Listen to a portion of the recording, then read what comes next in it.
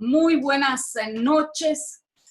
Les damos la más cordial de las bienvenidas. Les saludamos desde la cálida ciudad de Panamá, pero también les saludamos desde diferentes lugares del mundo, desde Washington, les saludamos desde Milán, Italia, les saludamos desde California, desde Maryland, y a donde estén nuestros corresponsales salvadoreños en los 5 continentes. Muchísimas gracias por acompañarnos esta tarde, para mí en Ciudad de Panamá, ya casi noche para algunos colegas, y por supuesto de madrugada para nuestros colegas de Europa, a quienes agradecemos por supuesto el sacrificio de estar a las 2, casi 3 de la madrugada conectados con nosotros. Este día pues nos reúne nuestro foro internacional de este mes, Análisis del Salvador y su relación con la comunidad internacional. Tenemos hoy panelistas pues, de primer nivel con quienes vamos a compartir esta temática, y por supuesto de aquí saldrán pues conclusiones interesantes. Así es que sin más, dándole la más cordial de las bienvenidas a nuestros colegas que nos acompañan en este staff tan profesional, tan integral que tenemos en estos foros, pues vamos a presentar a nuestros panelistas. ¿Qué les parece si comenzamos por las damas? Vamos a comenzar por Celia Medrano. Ella es periodista, especialista en derechos humanos y gestión pública, excónsul general en Washington, D.C., Maryland y Virginia, y exdirectora de gestión humanitaria del Ministerio de Relaciones Exteriores de El Salvador. Celia Medrano, sea cordialmente bienvenida a este foro internacional de Voz de la Diáspora. Adelante. Milagro, muchas gracias a ustedes del colectivo de periodistas en el exterior como parte de la diáspora salvadoreña por estar atentos a lo que sucede en nuestro país, y gracias también por permitirme una vez más estar en este espacio y compartiendo, como bien lo has dicho, con 2 panelistas conocidos como son Paolo Luers y Daniel Joya. Gracias. Muchísimas gracias a usted. Vamos de El Salvador hasta Washington con Daniel Joya. Precisamente él es abogado y notario salvadoreño en Washington, miembro de la diáspora en Estados Unidos, formó parte del grupo de salvadoreños que se reunió recientemente con Ricardo Zúñiga, enviado especial de la Casa Blanca para el Triángulo Norte. Señor Joya, bienvenido a Voz de la Diáspora. Adelante. Muchas gracias por incluirme en este selecto panel. Un tremendo gusto ver a Celia Medrano después de varios años, nuestra todavía querida y recordada excónsul general, igual que a Paolo, que recientemente nos encontramos en San Salvador, y bueno, a este grupo de periodistas, ¿verdad? Muy profesionales, y bueno, le damos también las buenas noches a la audiencia de Voz de la Diáspora. Muchísimas gracias. Así es, aprovechamos para saludar a nuestros salvadoreños en los 5 continentes, pero también a otras nacionalidades que siempre están sintonizando nuestros foros internacionales. Nos vamos con el tercero de nuestros panelistas. Él es Paolo Luers, periodista salvadoreño de origen alemán, es analista político y actualmente columnista del Diario de Hoy. En sus últimas publicaciones se ha referido a la tensa relación entre el Ejecutivo y la representación de Estados Unidos en El Salvador. Señor Paolo, sea usted cordialmente bienvenido. Adelante. Tiene el micrófono en mute, Paolo, si lo puede activar, por favor. Ok, gracias por la invitación. Es la primera vez que yo estoy participando y conociéndolos. Y bueno, con mucha curiosidad de escuchar.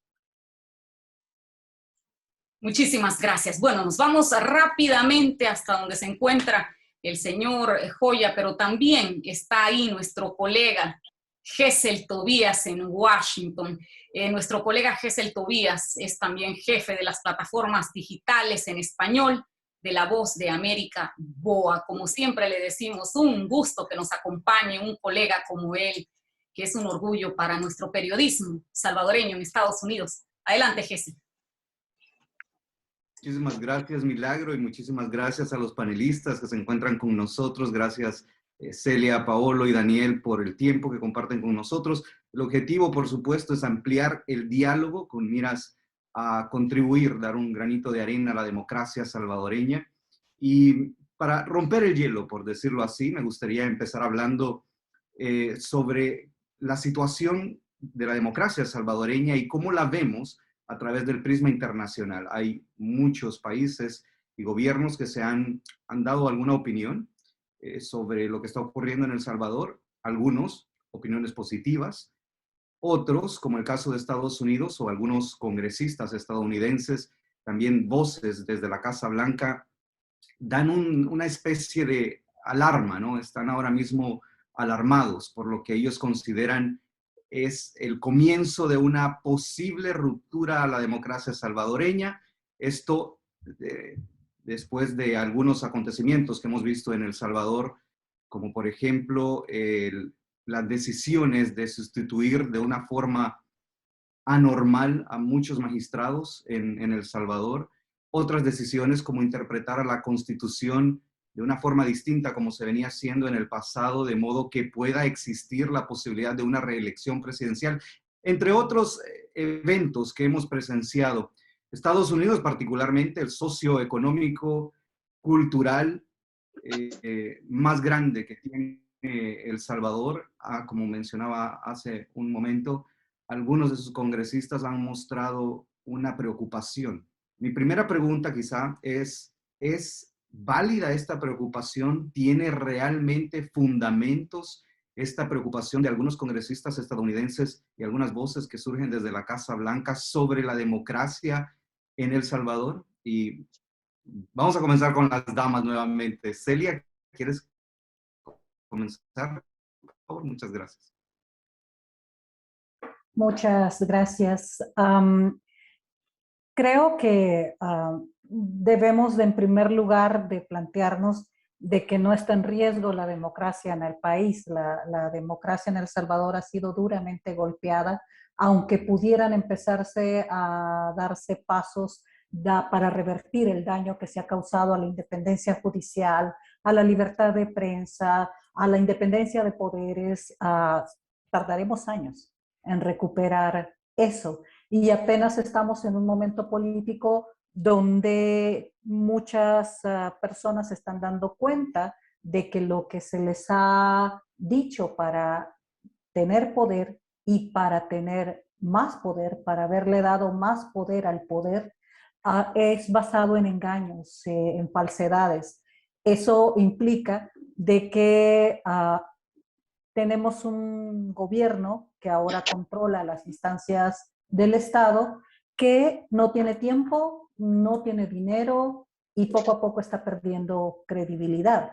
Sin embargo, pienso que no hay desconocimiento de estos factores y por lo tanto tiene que romperse, dañarse la institucionalidad para tener una institucionalidad propia a golpe de fusil, a golpe de militarizar la práctica política. Lo vimos desde el 9 de febrero del 2020, cuando se dejó el precedente de que puede imponerse políticamente un actor determinado a través de una práctica y de actores militares. Y estamos frente a una situación donde la poca democracia institucional de la cual estábamos enrumbados, en donde todos los actores estábamos de acuerdo en esas normas básicas de institucionalidad, precisamente eso permitió que la actual gestión gubernamental hubiese alcanzado el órgano ejecutivo y posteriormente el órgano legislativo,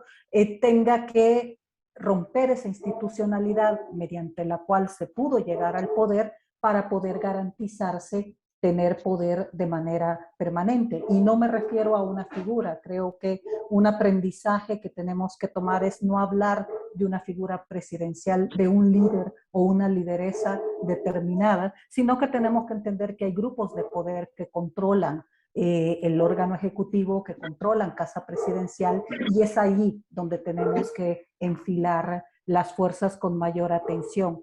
Esto, llevado a un plano de la comunidad internacional, nos plantea una comunidad internacional que no está actuando con contundencia con respecto a atropellos a la libertad de prensa, sobre todo en contra de comunicadores y comunicadoras, no está actuando debidamente ante una situación de ataques permanentes a defensores y defensoras de derechos humanos y a ese rompimiento y quiebre de la institucionalidad en función de tener una institucionalidad propia, en el cual está enmarcado los golpes que se han dado a la independencia judicial, al Ministerio Público, de cara a garantizarse que las reglas del juego, en este caso electoral, no serán las mismas mediante las cuales pudo darse este año un poder tan fuerte del partido en el gobierno y sus aliados en la Asamblea Legislativa. No hay tiempo, tienen muy poco tiempo para actuar y por lo tanto tienen que ser contundentes y acelerar el paso. No hay dinero y eso significa de que tendrán que sacarlo de alguna parte y cada vez no hay credibilidad. Esto la comunidad internacional sí lo tomó nota desde hace mucho tiempo.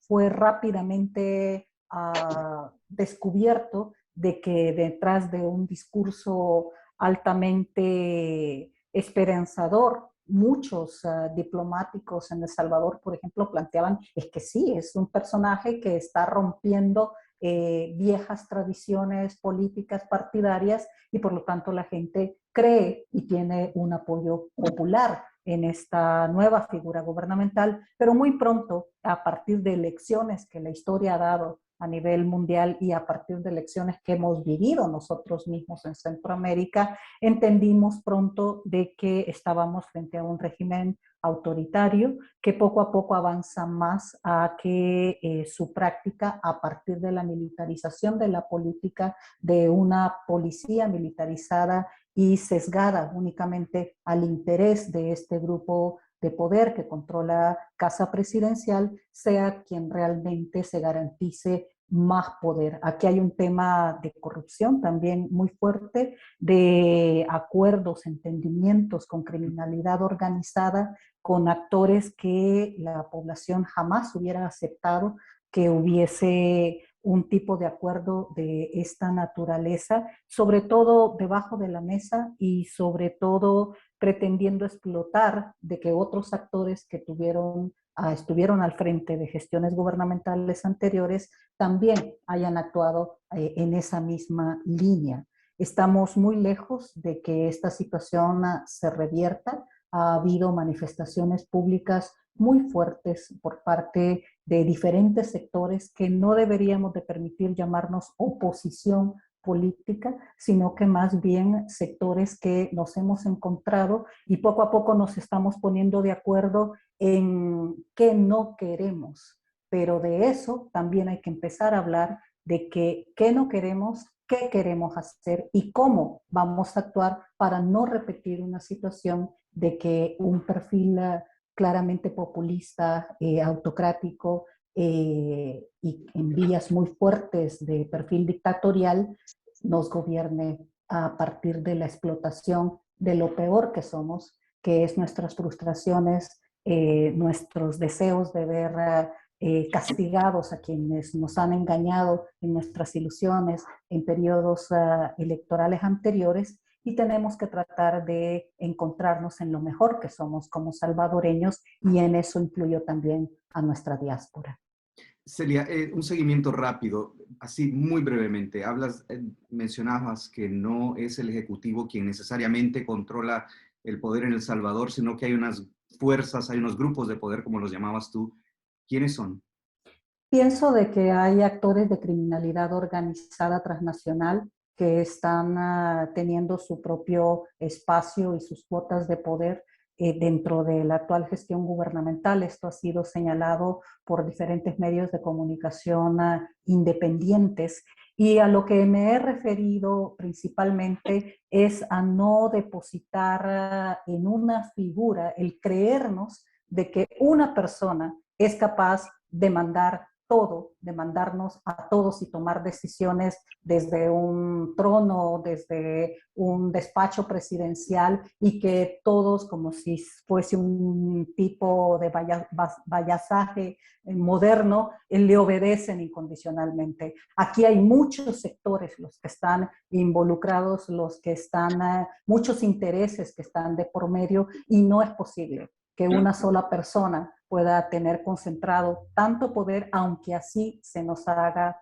pensar. Entonces, por eso he hecho referencia a que no es un presidente o una presidenta, un ministro, una ministra, los que tienen el poder absoluto de señalar con un dedo, y todo un aparataje estatal y de personas seguidoras le siguen de manera unificada, incondicional. Hay serias fracturas dentro de lo que ahora son los grupos de poder que se encuentran incidiendo en Casa Presidencial, y el problema de aceptar que hay una sola figura, un solo caudillo, un solo liderazgo, nos puede caer fácilmente en cometer el error de que entonces solo hay que sustituir a esa persona.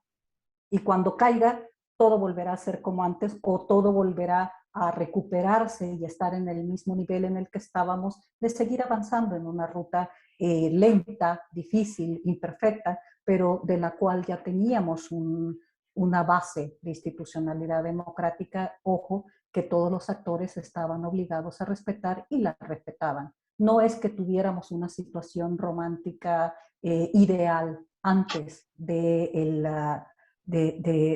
2019, pero sí está claro de que hemos sido orillados a pelear por lo que creímos que ya habíamos ganado y nunca íbamos a perder.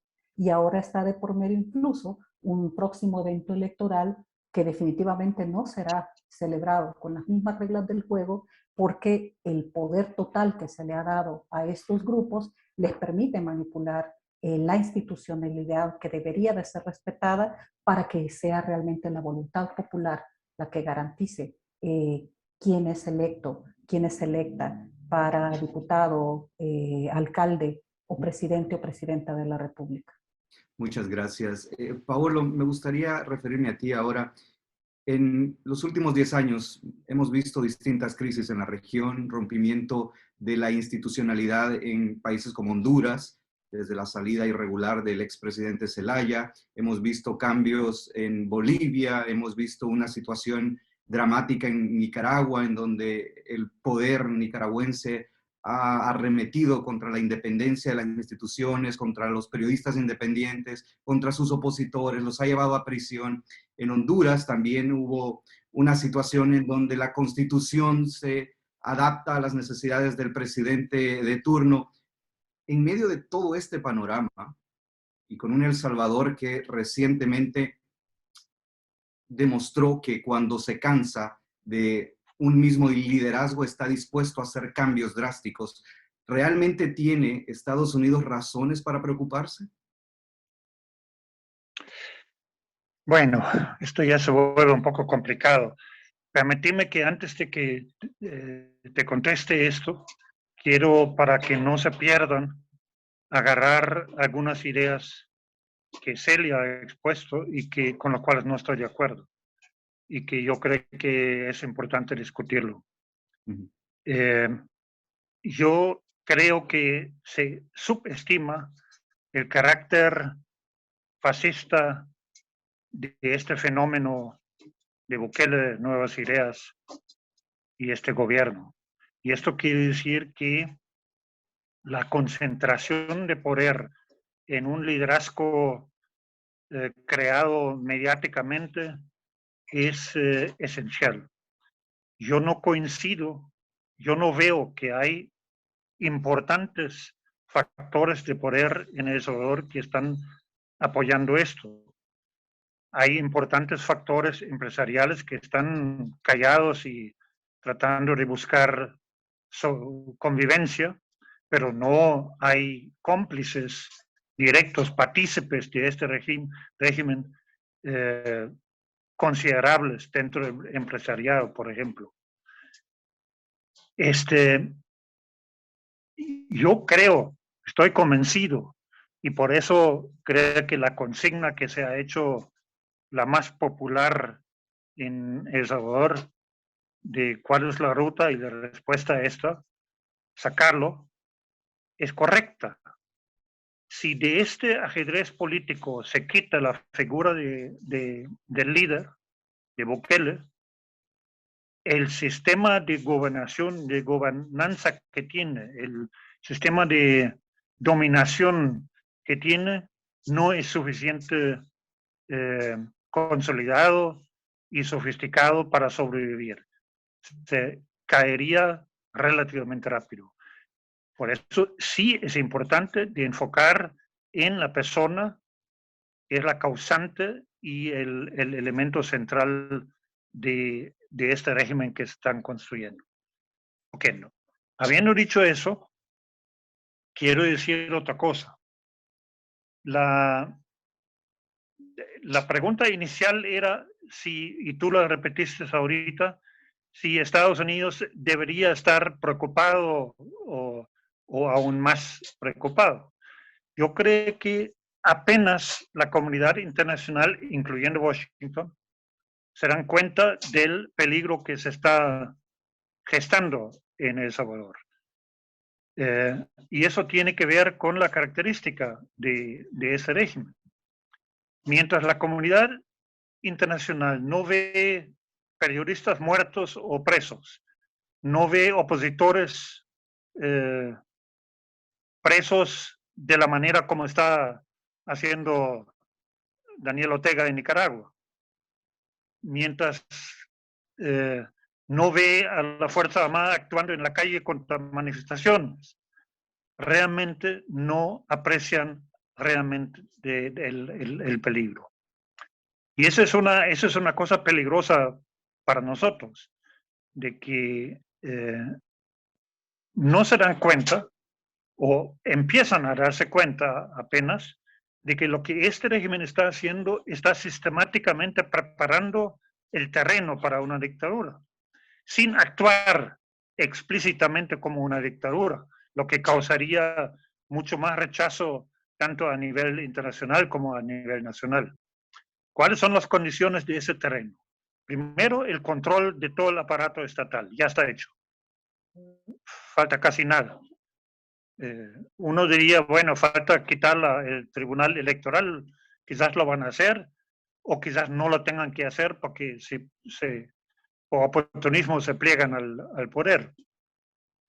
Segundo, el control y la militarización de la policía y de todas las entidades que posiblemente para una ola de represión se necesita. Policía, fiscalía, Fuerza Armada. Aunque no actúen de esta manera o muy, digamos, todavía individualizado y coyuntural, están preparando el terreno con una velocidad y con una profundidad que deja ver cuáles son los planes en el futuro. Vaya, si a esto lo agregamos que creo que casi de manera irreversible existe una oposición. Yo no sé por qué, Celia, porque tú no quieres hablar de oposición. Claro que es una oposición que está creyendo y claro que es una oposición que necesitamos. ¿Qué tipo de oposición, qué papel tienen en eso los partidos, los movimientos sociales? Esta es otra cosa, pero es oposición. Yo decía, está creciendo y configurándose una oposición que yo creo que este ya es un proceso irreversible. Igual como es irreversible la paulatina baja en la aprobación popular. Entonces, si estas dos cosas se profundizan, la pérdida de apoyo popular, que ha sido el gran escudo para cualquier cosa que ellos han hecho, y una mayor presencia y mayor contundencia, mayor unidad, mayor capacidad política de la oposición en sus diferentes facetas, es impensable que los mecanismos de represión que ya están preparados no se activen. El problema es que si la comunidad internacional reacciona cuando esto pasa, reacciona tarde. Habiendo dicho eso, tengo que decir también que es una ilusión pensar que es la comunidad internacional y la presión diplomática o las sanciones económicas que van a darle vuelta al rumbo en El Salvador. Eso es imposible. Eso tiene que nacer aquí. Pero sí la política de Estados Unidos, de la comunidad europea, de los diferentes países que tienen relaciones económicas y políticas en este país importantes, sí es esencial siempre cuando estén enfocados en ayudar a la oposición a articularse y a expresarse. Paolo, y Y en esto, dándole un seguimiento rápido a ese punto que explicaba usted, ¿no hay ya demostrada una madurez electoral en El Salvador, tomando en cuenta que venimos de una guerra, que después de la guerra superada vamos a una democracia, después de ciertos años de un mismo gobierno, la población se cansa y decide cambiar de gobierno, después se cansan de ambos gobiernos, rompen este binomio político, deciden por un nuevo candidato? ¿No ha demostrado El Salvador haber madurado democráticamente la mentalidad del ciudadano salvadoreño? sí y no. Todos los elementos que tú dices son ciertos, pero también es cierto que a pesar de esta madurez, un charlatán como Bukele podía ganarse este apoyo que indudablemente ha tenido y que se ha expresado más que en las elecciones donde él fue electo, en las elecciones donde le dieron el poder total en la asamblea. Es una cosa inédita. Esto, poblaciones, democracias maduras no hacen esto. Nunca va a pasar en países democráticamente desarrollados y con un pluralismo bien arraigado en la cultura política, nunca vas a ver un triunfo electoral así tipo landslide que ha pasado aquí. Esto solamente pasa en democracias muy débiles. En Alemania, por ejemplo, ahorita va a haber un cambio de rumbo muy importante, súper importante, pero las elecciones le han dado a 3 partidos diferentes la mayoría necesaria para gobernar, obligándolos a ponerse de acuerdo. Una cosa como pasó aquí con esas últimas 2 elecciones es una muestra de debilidad. Suma a esto la debilidad de los partidos. Los partidos están sumamente golpeados y muy lentos en recuperarse y consolidarse nuevamente y en crear visiones nuevas, porque también para un cambio no es suficiente estar en contra del gobierno que está. Tiene que haber una visión que dé cierto entusiasmo, optimismo, esperanza a la gente. Y esto es lo que todavía no está. Hay que trabajar, hay tiempo. Y yo veo muy buenas condiciones ahorita. Regresando a la comunidad internacional, creo que deberíamos enfocar todo esto en un tema principal, cómo la comunidad internacional, y en esto incluyo la diáspora organizada, puede aportar al surgimiento de la oposición, de una oposición que de aquí al 24 tenga capacidad de recuperar la democracia. Yo creo que las metas no hay que ponerlas bajas. La meta tiene que ser realmente hacer lo que la calle pide, sacarla al hijo puta. No es simplemente decir vamos a ganar 10 diputados más y ponerle candado a la mayoría calificada. No, con eso no vamos a entusiasmar nada, a nadie. Muchísimas gracias, estimado Paolo. Brevemente, Daniel, uno de los argumentos con los que se ha defendido el presidente Bukele ha sido que Hay muchos otros países que han tomado algunas decisiones similares como las que él está tomando, como por ejemplo, existe la reelección en muchos otros países, hablando de del gobierno alemán, por ejemplo, la ex canciller Merkel estuvo en el poder desde 2013. Hay muchos ejemplos similares. En Estados Unidos hay reelección de 2 periodos, pero además los presidentes, yendo a otro tema, los presidentes también, como fue el caso del expresidente Donald Trump, tienen el poder en algunos casos de hacer cambios drásticos en la Corte Suprema de Justicia, como ocurrió con el presidente Donald Trump, quien tuvo prácticamente la oportunidad bastante inédita de seleccionar a 3 jueces de la Corte Suprema de Justicia. Es decir, el presidente Bukele, en algunos de sus tweets, se ha defendido diciendo que lo que está haciendo ya lo hacen otras democracias bastante sólidas. ¿Cómo lo ves tú? ¿Realmente hay preocupación? ¿Deberíamos de preocuparnos?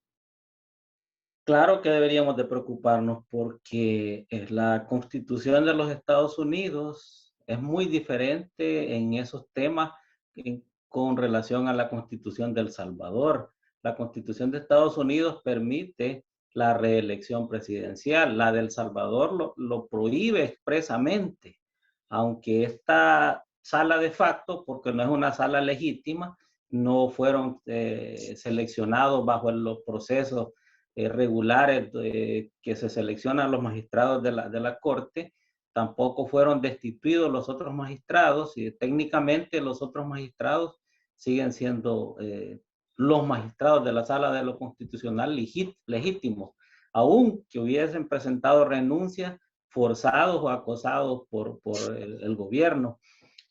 Comparar la reelección de El Salvador con la reelección de Estados Unidos, creo que implica una ignorancia crasa o una manipulación exagerada, gruesa por parte del presidente salvadoreño. Los otros temas, querer justificar el golpe del 1 de mayo, y que por cierto no fue la Asamblea Legislativa el órgano que destituyó a los anteriores magistrados y que instaló a los de facto, quien sale a la defensa de ese acto, sino que sale el presidente de la República. Eso nos dice mucho en cuanto a la división de poderes en El Salvador. Los acuerdos de paz nos habían llevado por el sendero correcto. Tal vez no era un proceso rápido, la democracia no se estaba solidificando de la manera que hubiéramos querido, pero se había avanzado en muchos temas. El caso de la transparencia, por ejemplo, es inaudito y es totalmente nuevo que la Asamblea Legislativa no haga público el proyecto de presupuesto general de la Nación y que tenga que conocerse por vías indirectas y a través de una diputado que lo soltó a las redes sociales, pero que no hay una declaración oficial por parte de la Asamblea de que este es el presupuesto que vamos a discutir. Todo pareciera estarse haciendo a puertas cerradas, pero lo más inaudito es el cinismo con que opera el Estado. Se cometen violaciones a la Constitución y no hay argumentos realmente jurídicos, constitucionales que lo justifiquen y la aplican de acuerdo a la conveniencia en cuanto a la interpretación. Entonces, estas situaciones lo que nos dicen es que en El Salvador ya no hay una república, ya desapareció la división de poderes. En casa presidencial se cocinan los decretos o los proyectos de ley que los pasapapeles de la Asamblea llegan y levantan la mano y lo aprueban. No hay el proceso de debate que debe de existir en todo órgano legislativo para darle legitimidad a lo que se está aprobando. No hay ni siquiera pues esa contradicción. Es más, a la oposición se le trata como que no representaran a un sector de la población. Por ser minoría, los tratan como que fueran invisibles y que como que no tuvieran legitimidad en el cargo de diputados.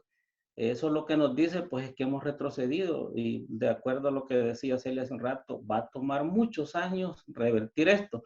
Pero lo que más preocupa es cómo se estén manejando las instituciones. Se cometen los errores, se cometen las violaciones de ley, se cometen los abusos de poder y sencillamente no hay una contraloría, no hay donde pueda el ciudadano quejarse, poner su reclamo, ni mucho menos quien revise las actuaciones de los poderes del Estado. A ese nivel hemos retrocedido, al nivel en que a periodistas se les golpea por parte de agentes de autoridad, al nivel en que la gente que va a manifestarse, que ni en tiempos de arena, de los más oscuros ocurrió, los que van en buses son detenidos, son registrados, los tienen ahí por varias horas y al final le quitan la llave al bus sin haber ninguna causa legal, y hay muchos casos ya reportados de buses que son regresados a su lugar de donde partieron. Entonces hay un ataque también a la libertad de expresión, al derecho del pueblo a movilizarse. No está protegido el ciudadano salvadoreño frente a todo esto. Lo más trágico es que las elecciones de 2024, no solo por el hecho de que no haya una oposición partidaria consolidada, porque prácticamente han sido reducidos a su mínima expresión los partidos políticos que ahora pasan a ser de oposición, pero está también la amenaza de un fraude electoral y amenaza muy clara. No es casual que un día después que la sala de facto, la sala de lo constitucional de facto, emite una resolución de un caso que no tenía mayor relevancia ni mayor relación con el tema de la reelección, pero lo acomodan, forzan la interpretación y dicen que el presidente puede reelegirse, contraviniendo resoluciones de la sala, de una de las salas anteriores. Entonces, después de eso, no es casual, decía, que el Tribunal Supremo Electoral obedientemente y de una manera proactiva diga, nosotros estamos listos para cuando se dé la próxima elección, si es que hay candidaturas para reelegirse. A ese nivel hemos retrocedido. Lo que lamentamos muchos que estamos en la diáspora es que la comunidad internacional está siendo tímida, está viendo que nuestro país se desborona y la respuesta no ha sido contundente. Quizás a la administración Biden, por lo que podemos analizar algunos, y aquí hay alguien que tiene mucha experiencia en temas de migración, le preocupa las colas de salvadoreños, las caravanas de salvadoreños que pudieran venir al darse un corte abrupto con este régimen, pero los cientos de salvadoreños siguen viniendo, los miles de salvadoreños detenidos en la frontera, ahí están hasta este momento. Entonces, la preocupación que puede tener el gobierno de Estados Unidos de que haya más migración en caso decíamos, de que hay una ruptura de este gobierno, en realidad no es una amenaza tan cierta porque ya está ocurriendo ese hecho. Entonces la comunidad internacional tiene que ser más fuerte en eso.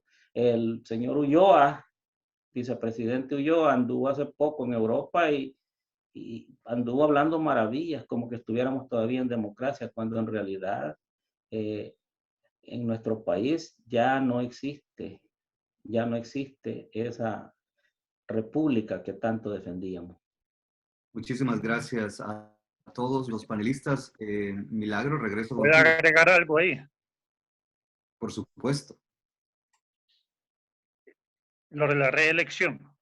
Esto es una tarea que todos tenemos y ustedes en los diferentes países realmente tienen una buena parte de esa responsabilidad, contrarrestar la falsedad de los argumentos que, por ejemplo, Ulloa en esa gira ha logrado difundir.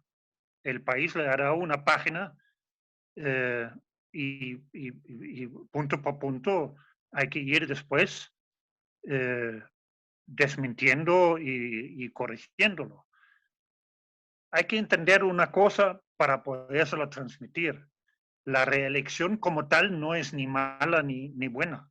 Esto puede ser o no puede ser. El problema es que en ese tipo de países donde nosotros somos parte, la reelección es para quedarse para siempre. No es una vez. Uribe no quería, no quería irse. Y por suerte la Corte Suprema de él lo paró después de la primera reelección. Daniel Ortega va por no sé si es la cuarta o quinta. La cuarta, sí. Vaya. Estos no, el peligro es que quedándose 2 periodos, adaptan al Estado tanto a su medida que ya no hay manera de quitarlos, de quitarlos. Eso no se puede comparar con, por ejemplo, democracias parlamentarias, como en el ejemplo de Alemania, donde la Merkel estaba durante 16 años, pero ella para cada diferente legislatura tenía que construir una coalición para poder gobernar. Y esta coalición podía romperse y el día siguiente estar afuera. Si vemos el ejemplo de Trump, ok, o en Estados Unidos en general, en Estados Unidos tiene tantos pesos y contrapesos.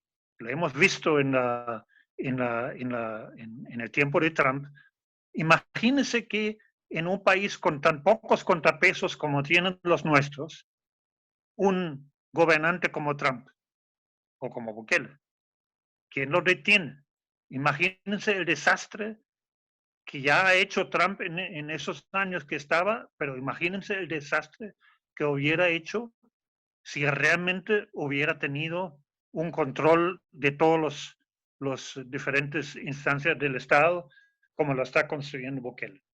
Entonces, aquí la reelección es el punto donde hay que cerrar filas y no dejarlos pasar. Y es más, hay que convertir en el 24, entre otras cosas, en un referéndum sobre esto. Muchísimas gracias, estimado Paolo. Ahora sí, Milagro, regreso contigo. Ahora sí, regresamos hasta Ciudad de Panamá. Hay frases que te saltan a la vista o en este caso te saltan al oído, ¿no? Por ejemplo, en este primer bloque tuyo, colega Gesell Tobías, escuchábamos una frase que me hizo tanta alerta. Por ejemplo, hay esperanzas en que una oposición real que le haga frente a la actual administración venga de la diáspora. Interesante, me parece interesante esa anotación de uno de los panelistas.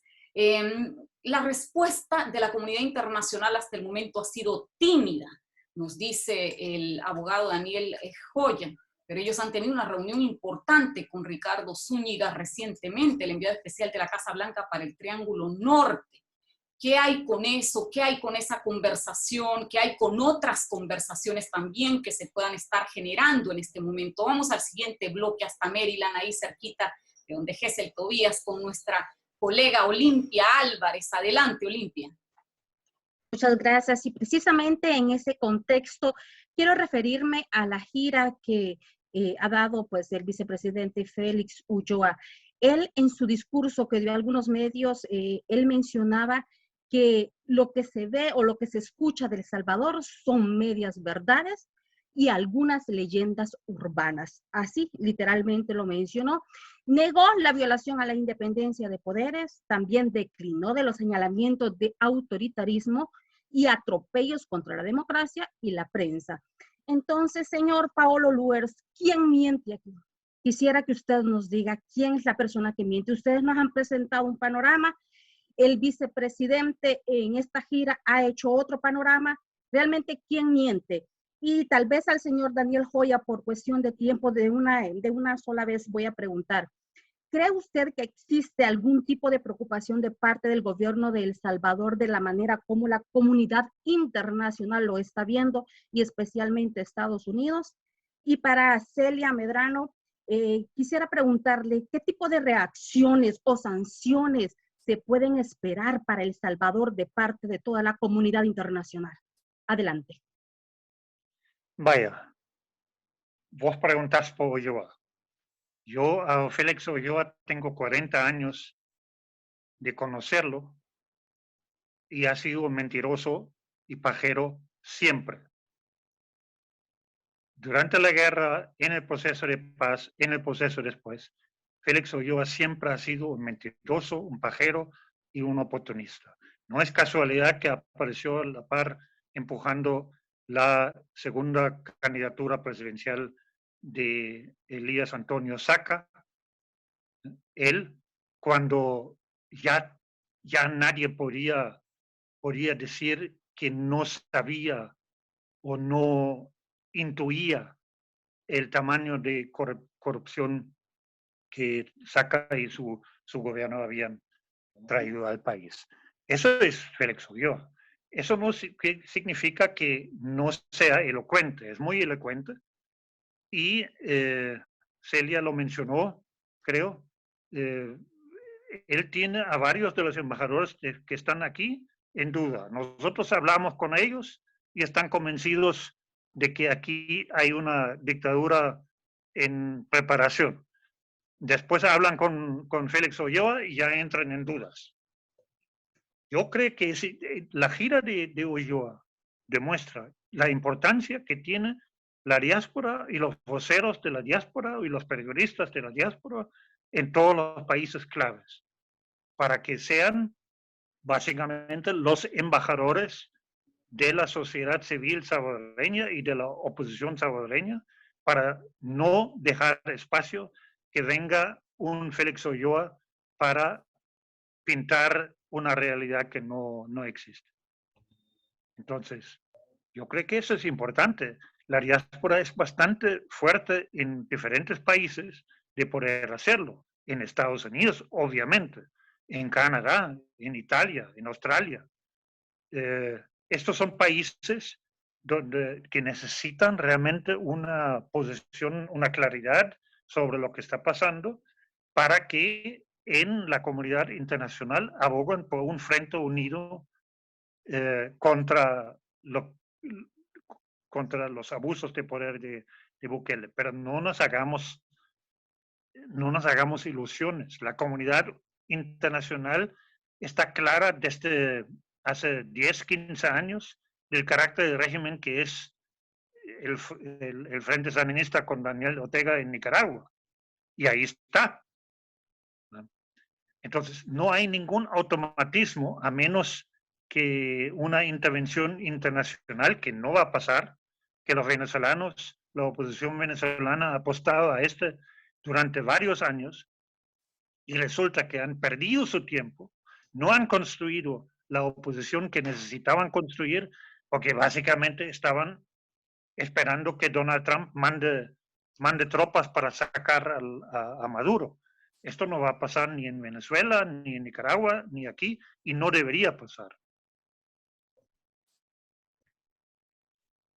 Licenciado Joya. Bueno, muchas gracias. Quiero ver si por escuchar a Paolo me distraje de la pregunta, pero de las preocupaciones de la comunidad internacional en cuanto al caso de El Salvador.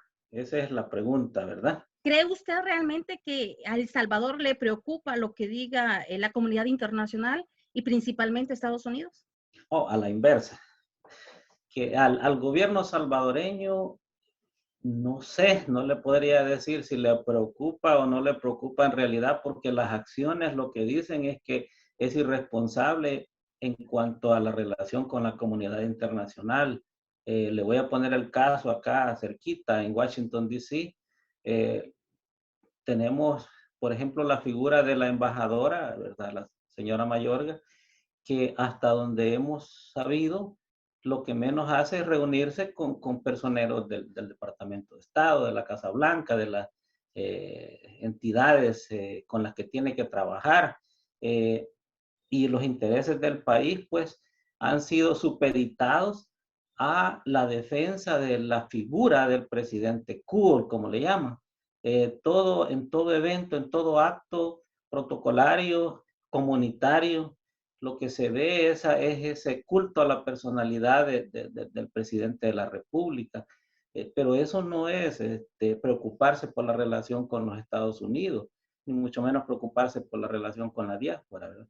A El Salvador, pues en sus palabras dirán una cosa, las acciones dicen otra, porque no ha tenido tacto para para tratar con la comunidad internacional. Acordémonos de aquel famoso caso de México, cuando se dijo que México estaba enviando enfermos de COVID a El Salvador, y eso generó un encontronazo de Twitter o de tweets entre el canciller de México y el presidente de El Salvador. Igualmente se ha criticado por parte del gobierno salvadoreño a otros gobiernos, y no es que tal vez vamos a detenernos a si tiene o no tiene razón. El problema es que las relaciones de un país a otro se manejan a través de la diplomacia, no a través de tweets escandalosos. El Salvador sí creo que está preocupado por obtener más crédito, porque el Fondo Monetario, el Banco Mundial y las otras entidades multilaterales le presten dinero. Y ha habido una negociación entrampada desde principios de año, creo que por 1.000 millones, 1.800 millones, que aparentemente no va a pasar. Igualmente, el Banco Mundial no quiso apostarle a financiar o prestarle dinero a El Salvador para la aventura esta del Bitcoin. La comunidad internacional sí está preocupada, aunque las acciones, decíamos, son bien débiles, son bien blandas, no pasa de declaraciones en cuanto al tema de los migrantes, porque sobre todo aquellos países que les afecta, como México y Estados Unidos, los inversionistas extranjeros no se ve que estén corriendo para El Salvador a poner su capital y a abrir sus negocios. Todo lo contrario, pareciera que se está contrayendo ese sector, y que está, en vez de haber más inversión, la amenaza latente de que saquen la inversión. Cómo se decidan las políticas públicas en los próximos meses, sobre todo en el tema como las pensiones, van a determinar qué tanta plata puede entrar al país. La comunidad internacional, creo que en el caso de Europa, está bien, ¿verdad?, que reciban al vicepresidente, pero tienen que darle un mensaje claro, porque si no le dan un mensaje claro a nuestro país, entonces los salvadoreños vamos a seguir yéndonos para diferentes países. Estados Unidos y Europa son los mayores destinos, y tienen que bregar con ese fenómeno estos países. Creo, ya para aterrizar pues nuevamente en lo que usted estaba preguntando, que lo que menos sabe manejar el gobierno salvadoreño de este momento, la administración Bukele, precisamente, es el tema de las relaciones entre El Salvador y los otros países. No sé realmente si creerá que China le va a resolver todos los problemas, si creerá de que el aislamiento de nuestro país, el no tener una relación cercana ni siquiera con los vecinos de Centroamérica, va a ayudar pues para que nuestro país se desarrolle. Muchísimas gracias, Celia Medrano.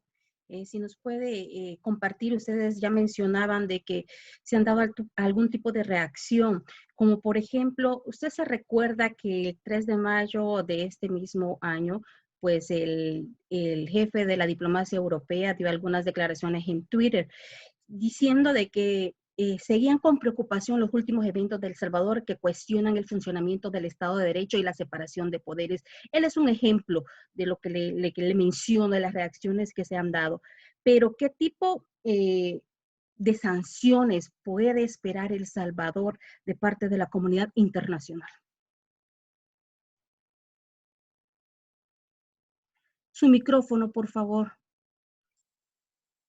Tenemos que entender por la comunidad internacional, no solo en Estados Unidos, en medio de una situación de alcance mundial en donde potencias que están posesionándose como China y Rusia, por ejemplo, no les son ajenas lo que está sucediendo en Centroamérica y en El Salvador. Además de acercamientos de los que poco se habla con países árabes por parte de la actual gestión gubernamental salvadoreña. Comunidad internacional si asumimos hoy por hoy de que estamos hablando de los gobiernos a nivel del mundo, tienen que verse en diferentes espejos y es muy difícil que se sancione a un gobierno determinado si este gobierno representa o tiene elementos que pudieran ser señalados también a otros estados, a otros gobiernos. Y es un tema de intereses y es un tema de correlación de fuerzas en donde los salvadoreños no necesariamente tenemos que estar en primer lugar. Yo lo he señalado en otras intervenciones, Olimpia, no podemos esperar que la comunidad internacional nos salve, no podemos esperar que sea la comunidad internacional la que opere un cambio, sino más bien que sea la comunidad internacional la que vayamos empujando. Daniel lo ha dicho, de alguna manera tiene que empujarse a la comunidad internacional a ser más contundente con respecto a lo que está sucediendo. Y Paolo también pone ejemplos como Nicaragua. En Nicaragua está toda la oposición política prácticamente en su liderazgo apresada para garantizarse, allanarse un camino en las elecciones de noviembre, que nadie estaría en su sano juicio diciendo de que están operando sobre una base de institucionalidad democrática. Comunidad internacional es aquella también que en la Organización de Estados Americanos no fue capaz de emitir una condena por estos encarcelamientos a opositores políticos y lo único que se dio fue un llamado de atención a partir de esas correlaciones y a partir de ese juego de intereses. Identificar esos intereses, estas correlaciones y todavía poder alcanzar a identificar aquellos poderes fácticos que no los vemos tan fácilmente, creo que es lo que nos puede dar rutas más adecuadas que únicamente dirigirse a un solo punto o con un solo objetivo.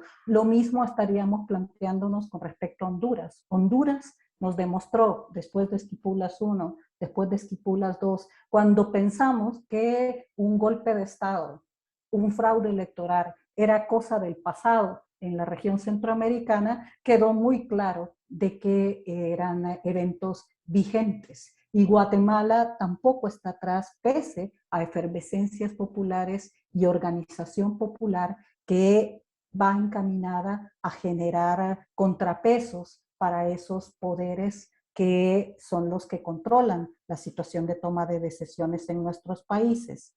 El sector empresarial es muy importante, pero no solo en lo que puede hacer dentro de El Salvador, dentro de Centroamérica, pero hay empresarios salvadoreños, por ejemplo, que no han tenido ningún reparo en hacer negocios en Nicaragua y puede importarles muy poco si lo están haciendo con un dictador o no.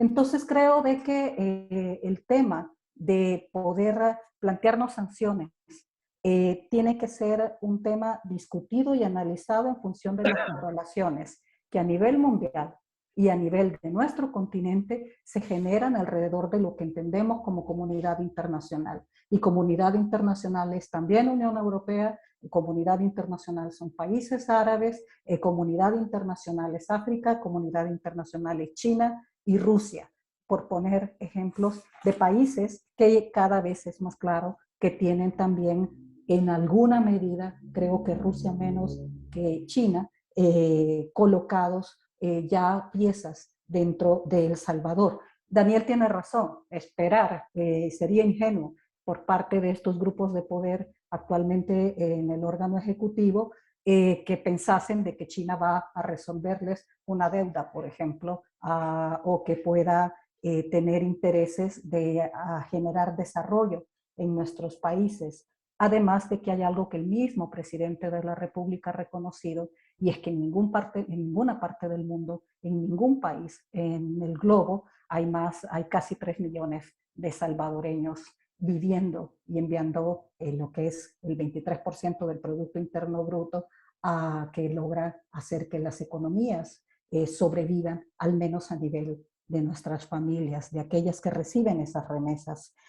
Quiero cerrar en esa parte precisamente de que en términos de sanciones, la lista Engel, por ejemplo, el poder trabajar desde Estados Unidos sanciones concretas a personajes que son señalados por vínculos con hechos de corrupción y con violentación de normas universales democráticas, es una medida muy importante, pero que también puede quedarse corta. Creo que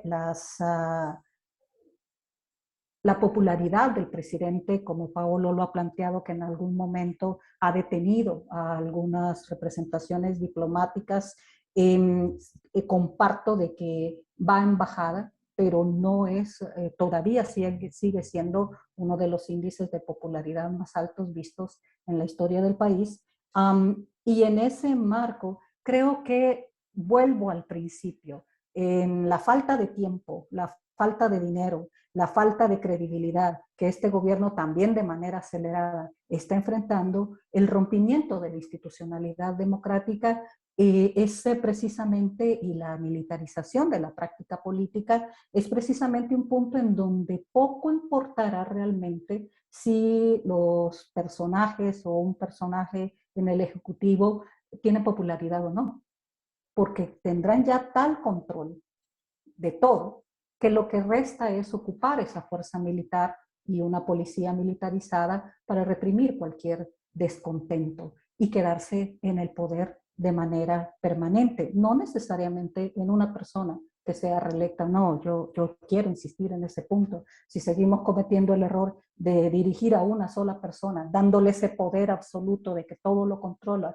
y que al quitarla todo volverá a empezar a retomar su cauce, estaríamos cometiendo también un error. Quiero concluir con plantear de que hay elementos de la diáspora, al igual que las organizaciones sociales que se están movilizando, no son un solo cuerpo, somos muy heterogéneos y en esa heterogeneidad es que hay que generar nuestra principal fuerza y riqueza. Creo de que no solo se trata de ponerse de acuerdo en una consigna, en la salida de una persona determinada. Pienso de que tenemos que ponernos de acuerdo entonces qué es lo que queremos y cuáles serán los medios por lo que vamos a garantizar como pueblo y como sectores vivos del país, en los que no necesariamente tenemos que seguir una sola línea, un solo lineamiento, una sola vanguardia, un solo liderazgo, un solo caudillo, sino que en esa diversidad aprendamos a ponernos de acuerdo. Lo que nos ha faltado y por lo que somos tan fáciles de ser víctimas de discursos populistas y engañosos es que no hay una formación política, no hay una formación ciudadana y nadie ha apostado a eso, porque ningún partido político le ha interesado garantizar la formación política de la gente, porque alguien con formación política, con formación ciudadana, conocedora de sus derechos civiles y políticos, es muy difícil de manipular, es muy difícil de engañar. Y aunque parezca una historia a largo plazo, creo que esa ruta es inevitable si no queremos tener muchos más tropiezos como los que estamos enfrentando actualmente. Muchísimas gracias. Agradecida con los tres panelistas. Voy a trasladar micrófono y cámara nuevamente a Ciudad de Panamá con nuestra presidenta Milagro Valleciros. Adelante. Muchísimas gracias a nuestra colega Olimpia Álvarez en Maryland. Pues sin duda la relación entre Estados Unidos y El Salvador ha ido poniéndose mucho más tensa. Cada vez hemos tenido a nivel mediático información de ambas partes que hace ver que en un momento determinado la condición de esos casi 3 millones de salvadoreños en Estados Unidos, como bien lo decía Celia Medrano, quien ha fungido como excónsul en Washington, excónsul de El Salvador, pues en alguna medida, Celia, esta tensa situación podría afectar a nuestros compatriotas principalmente en Estados Unidos. Estamos viendo ya, por ejemplo, a nivel del Congreso de Estados Unidos, ciertas decisiones que no van a ser para nada positivas para El Salvador. Es decir, no podemos pensar que el escenario actual que estamos viendo es el escenario que va a quedar hacia un mediano o largo plazo. Al contrario, estamos viendo que la tensión sube cada vez más.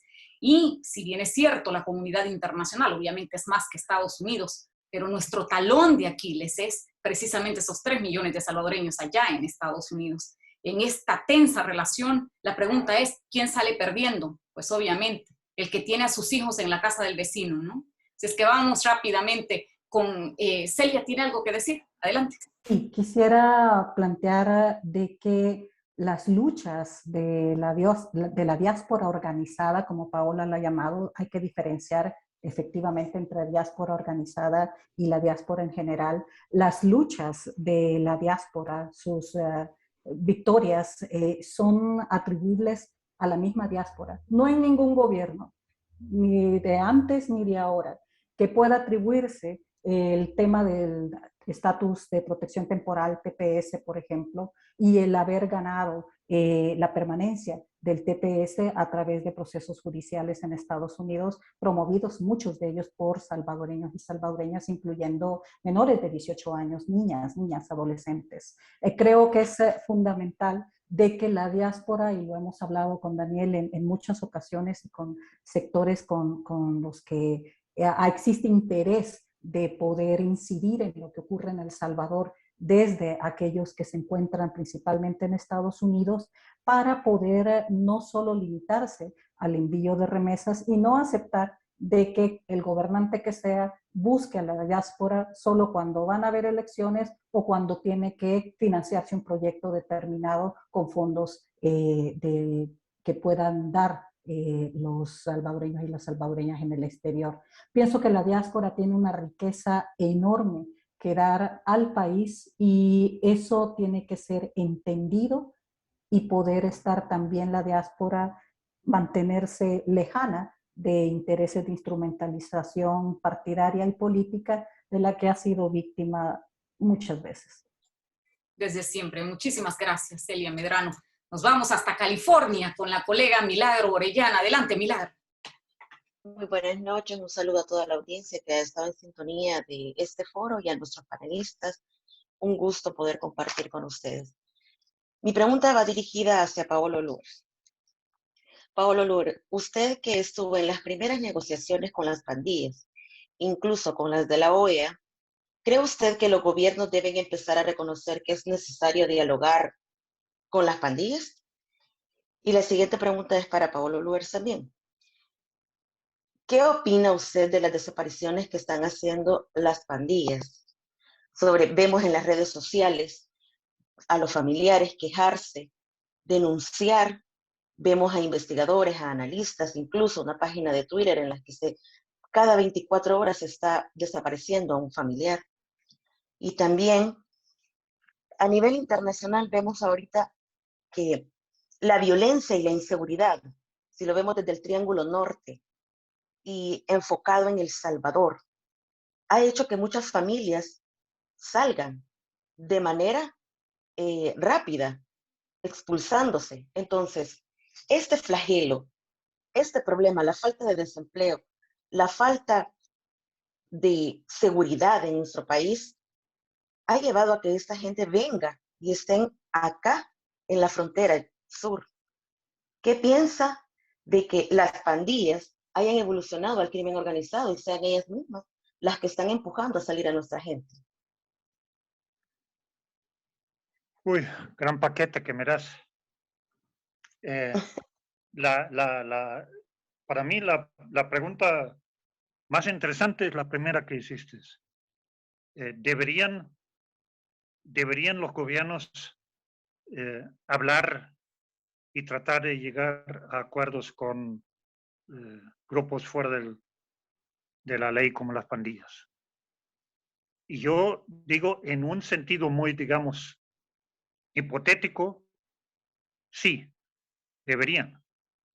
Lo que no deberían es hacer lo que este gobierno está haciendo, es hacer pactos con la pandilla, dándoles básicamente mano libre de mantener el control en los barrios y de hacer las extorsiones y todos los demás negocios que están haciendo ahí. Eso básicamente es el deal. Ellos bajan los homicidios y el gobierno les dice, te vamos a dejar hacer lo que tú haces debajo de esta digamos, de ese nivel de violencia que es la homicida. Esto es una cosa fatal, hacer ese tipo de pactos. Nosotros en el 2012, 2013, 2014, con la primera tregua, no hicimos esto. Es injusto decir que esto es la prolongación de la tregua que surgió en aquel entonces. Lo que nosotros negociamos era una tregua entre las pandillas. Lo que estos han negociado es una tregua entre el Estado con todo y Fuerza Armada y PNC con las pandillas. Son dos cosas totalmente diferentes. Los gobiernos deberían, de una manera transparente y responsable, hablar con toda la sociedad, y esto incluye las pandillas. Las pandillas representan con sus familias y con toda la gente que viven de la economía de las pandillas, algo entre medio millón y 1 millón de gente. Ese es un contingente de la realidad nacional que no se puede simplemente mantener excluido, porque por estar excluidos han ido a ese extremo de caer en las manos de las pandillas. Entonces, yo no tengo recetas para eso, cómo hacerlo, pero yo estoy convencido que los gobiernos deberían, de una manera transparente, responsable, empezar diálogos que empiezan con las comunidades y terminan también incluyendo a las pandillas, para llegar a acuerdos sobre inclusión social, económica, laboral, no sobre permiso de delinquir. Eso es un tema que es muy difícil discutir en El Salvador por las experiencias que se ha tenido, pero es una discusión que un gobierno serio y responsable debería poner sobre la mesa porque es indispensable. La otra cosa, yo no creo que ahorita el motor principal de la migración sea el problema de la seguridad. Juega un papel, pero yo creo que es más la pérdida de confianza en que este país se va a componer económicamente y socialmente. Y un poquito también políticamente. Tampoco creo que la gente va porque ya no quieren ser presidente, eso tampoco es así. Pero yo creo que se exagera un poco el rol del factor seguridad en esto, aunque juega un papel. Y está relacionado al bloqueo de desarrollo local, desarrollo comunal, desarrollo social. Por eso digo que es tan importante de realmente poner ese problema en la agenda y buscar formas de resolverlo que no pueden ser militares como el Frente lo trató de hacer después de la tregua, cuando hicieron colapsar la tregua. Porque lo que pasó en el 95-96 era el intento de resolverlo por las malas, sin hablar y sin balas.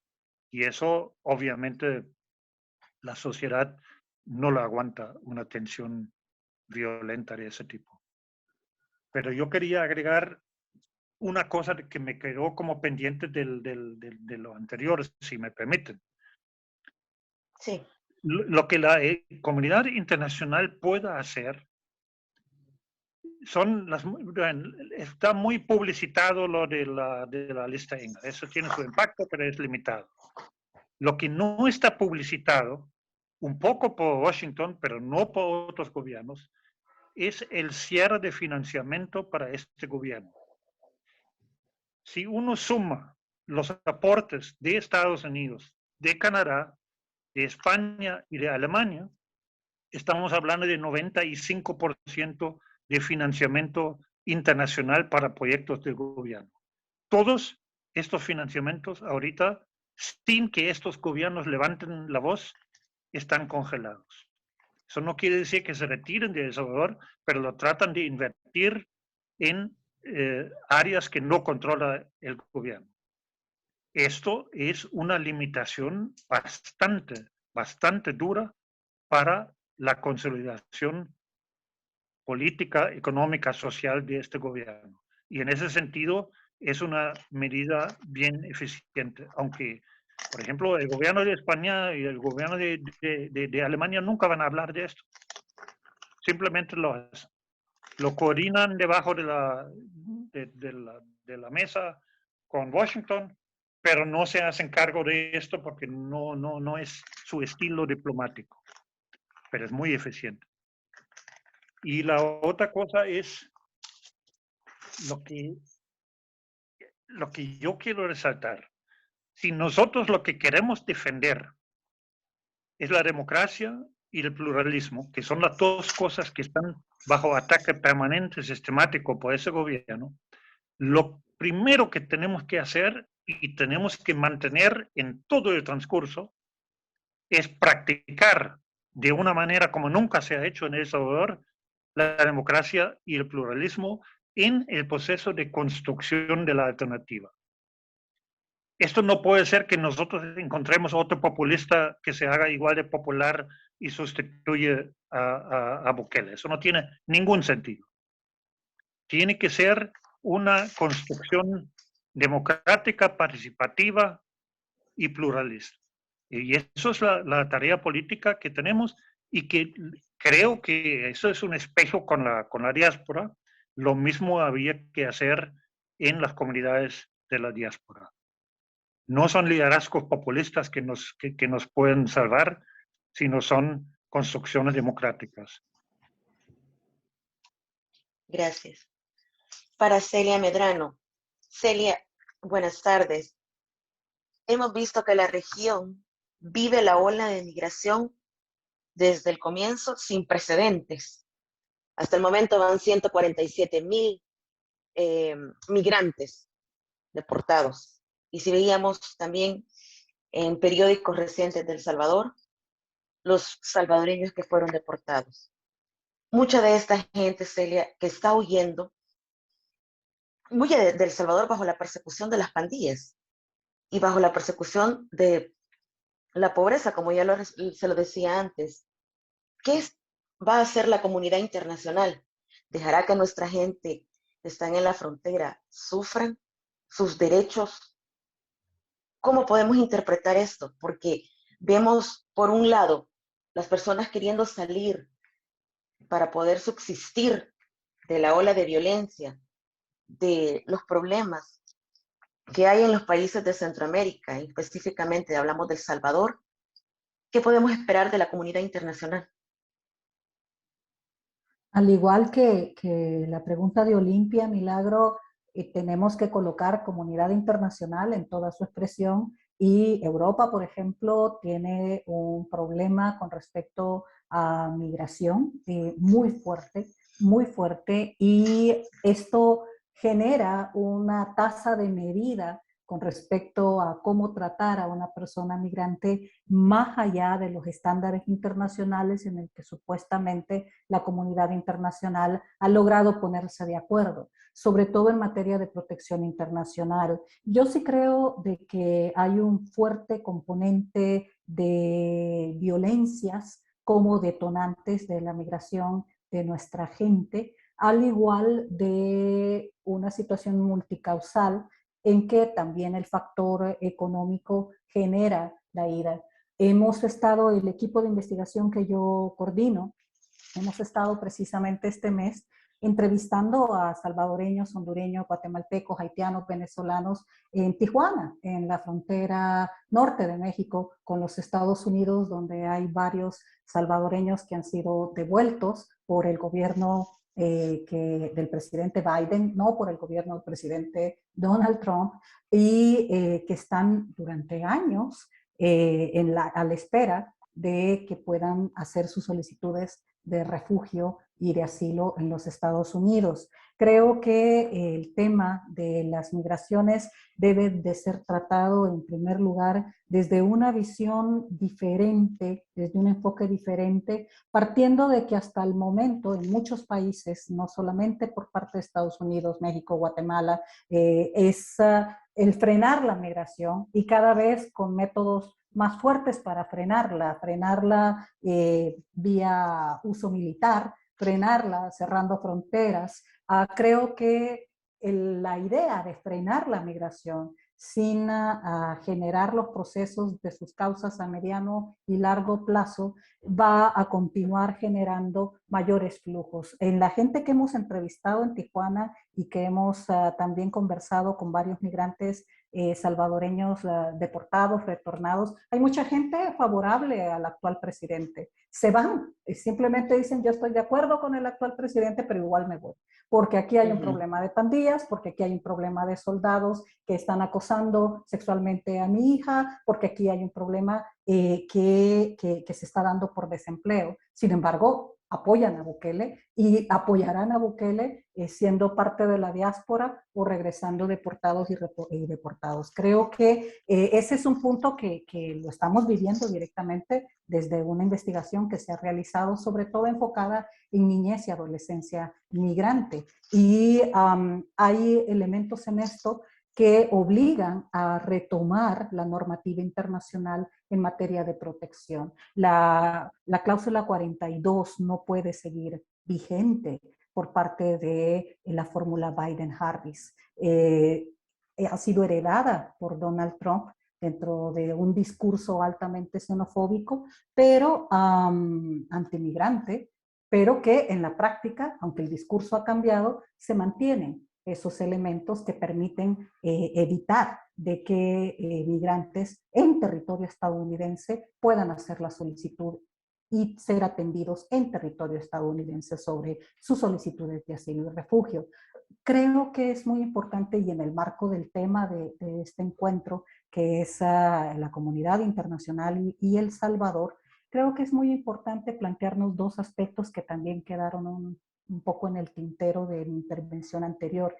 Pienso de que todavía creemos que Donald Trump, o en lo que se conoce y se ha conocido como el trumpismo, es algo del pasado, es una pesadilla que duró 4 años y ya no regresará una figura de esta naturaleza. Creo que hay que ser muy cuidadosos con eso porque precisamente el tema migratorio es instrumentalizado con mucha frecuencia dentro del juego político electoral en los Estados Unidos, aún dentro del Partido Demócrata. Y esto nos plantea también cómo esa instrumentalización hace que los migrantes nuestros sean prácticamente monedas de cambio en ese juego electoral y cómo lo maneja México, por ejemplo, que tiene la llave de permitir de que su territorio sea utilizado sin ninguna presión como tránsito hacia los Estados Unidos, que fue los primeros planteamientos del recién electo en ese entonces Manuel López Obrador, algo muy diferente ahora que ocupa la Guardia Nacional para atacar a migrantes desesperados de nuestras nacionalidades. Trump logró con el gobierno de El Salvador, en el buen entendimiento que tenían entre ambos, como también lo hizo con Guatemala, con Honduras, de hacerse la vista gorda con respecto a una serie de aspectos relacionados con corrupción y prácticas autoritarias de rompimiento de institucionalidad democrática en nuestros países, a cambio del compromiso de ser terceros países seguros, a cambio de tratar de bajar los niveles de migración y no defender a nuestra gente migrante en frontera, cuando es detenida y víctima de diferentes arbitrariedades. Creo que esa misma receta, ese mismo acuerdo no escrito en ninguna parte, no lo veo fuera de la mesa actualmente tampoco en los entendimientos con nuestros países, puesto de que también Estados Unidos tiene sus intereses y uno de ellos es, como son muy claros en plantearlo, no vengan los flujos migratorios a nuestra frontera. Una gran farsa, porque realmente los migrantes que cruzan frontera de manera regular o irregular en la frontera sur de los Estados Unidos con México no es la mayoría de población migrante que se encuentra en Estados Unidos de manera irregular. La mayoría ha entrado por visa y no necesariamente son de nacionalidad centroamericana. Eso sí es un reto muy fuerte para la diáspora, el poder desmitificar esos estigmas, el poder garantizar no solo la la clara riqueza cultural y económica que representa nuestra diáspora para los Estados Unidos, sino también desmentir esas mentiras que son instrumentalizadas y no permitir también de que haya acuerdos bajo la mesa en donde yo no voy a señalarte tus fallas de gobierno a cambio de que tú no me señales mis graves violaciones a tu población migrante y además aceptes las condiciones mías con respecto a mi motivación, a mi interés de parar de que hondureños, guatemaltecos, nicaragüenses, salvadoreños lleguen a mi país. Gracias, Celia. Gracias por su participación. Yo retorno los micrófonos y las cámaras hasta Panamá. Muchísimas gracias a la colega Milagro Orellana en California. Ella está un poco más temprano que nosotros, 2 horas antes que Panamá.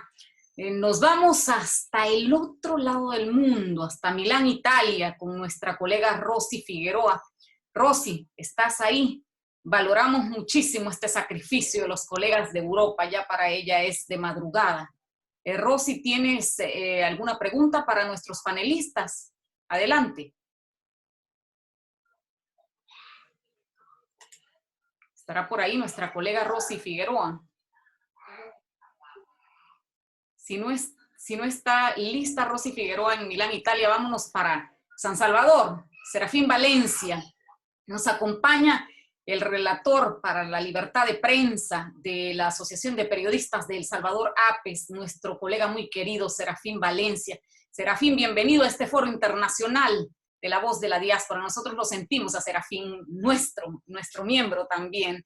Así es que adelante con tu pregunta para nuestros panelistas. Bueno, gracias, es un honor que me permitan participar de estos foros tan interesantes organizados por esta gremial hermana, ¿verdad?, de la diáspora. Bueno, tengo una pregunta dirigida para el señor Joya. Y yo no he tenido la oportunidad de estar en la primera parte precisamente por asuntos laborales, ¿verdad? Pero me da gusto participar de este espacio y me gustaría preguntarle al señor Joya cuál es, digamos, el cauce que están viendo como posible salida, como posible participación a una solución a esta crisis política y sistémica que estamos viviendo en El Salvador. Ustedes son actores políticos, definitivamente, pues lo han jugado, que yo recuerde, desde los gobiernos del MLN. En este último también lo fueron. Ahora estoy viendo en las manifestaciones de sociedad civil cierta participación de algunos partidos en formación en nuestro país. ¿Cuál es esa configuración que ustedes están viendo en términos de seguir el mismo cauce, seguir, digamos, el mismo juego partidario, democrático a nivel de elecciones? ¿O hay otras posibilidades en las que ustedes puedan incidir o participar directamente para ir sacando adelante este país de este atolladero en el que se encuentra? Gracias por su pregunta, señor Valencia. Un gusto saludarlo desde Maryland. Nosotros como diáspora, bueno, creo que Celia lo hablaba en algún momento, hay una especie de fragmentación, ¿verdad? Cuando se trata de cómo vemos las cosas en El Salvador. Pero definitivamente hay una diáspora organizada, hay una diáspora organizándose, hay una diáspora que se informa o trata de estar al día con todo lo que está pasando y de hacer un análisis más allá de lo que aparece en la superficie de la publicidad, ¿verdad?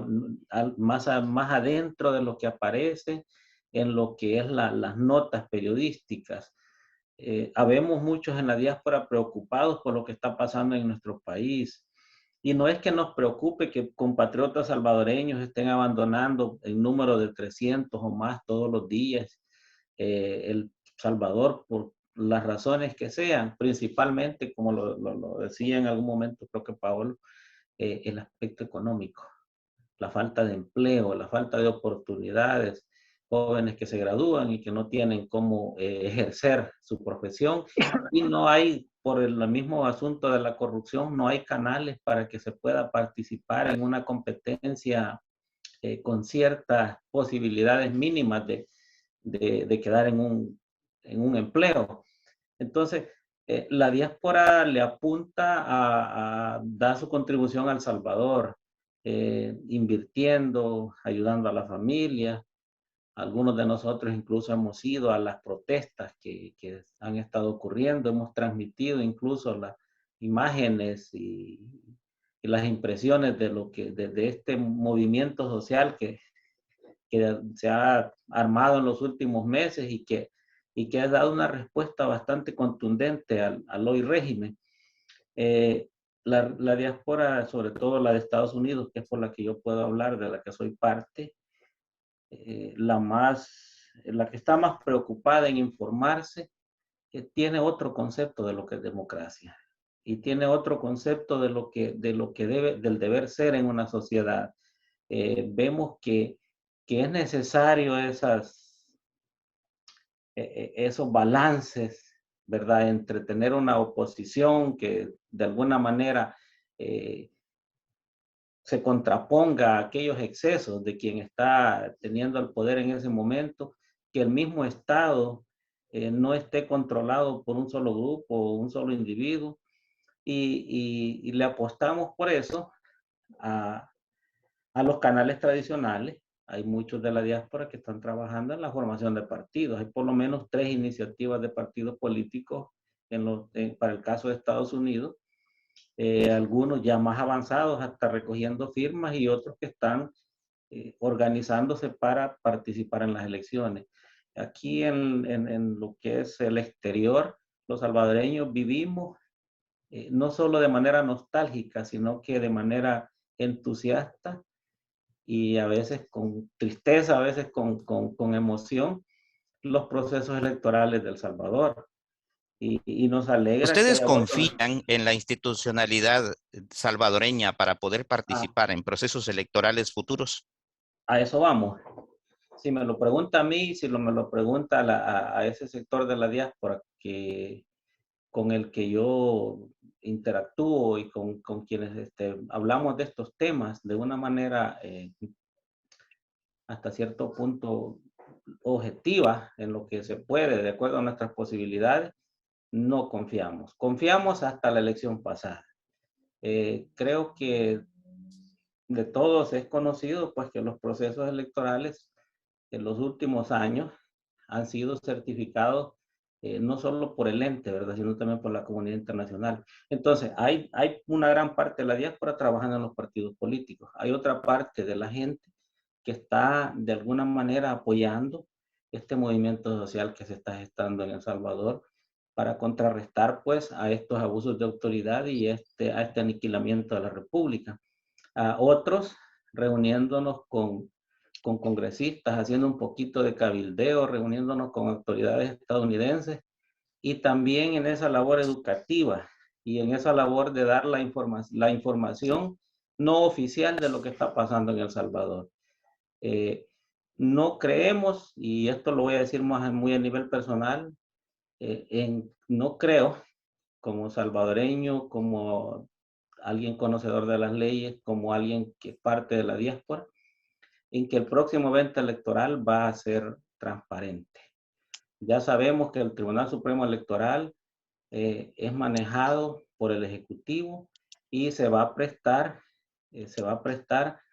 con uñas y dientes a la defensa de la correlación política que hay en este momento. Gracias.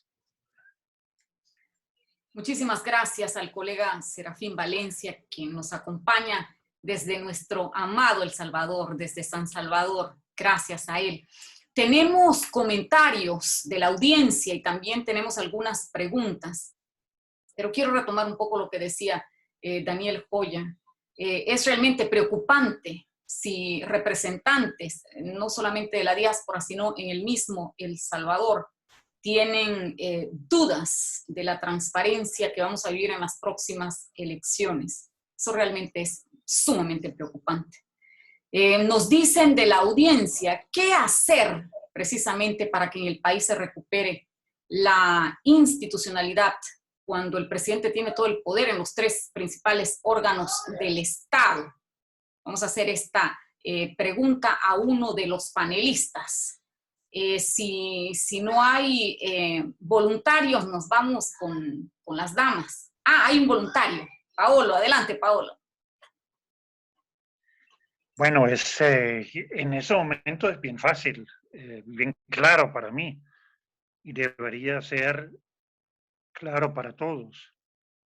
Hay que organizarse, hay que crear ese movimiento y después también hay que procurar que los partidos políticos que existen no se mueran, porque de nada nos sirve si tengamos un gran movimiento social y a la hora de las horas y acercándose a elecciones, no tenemos partidos que pueden recoger esto electoralmente.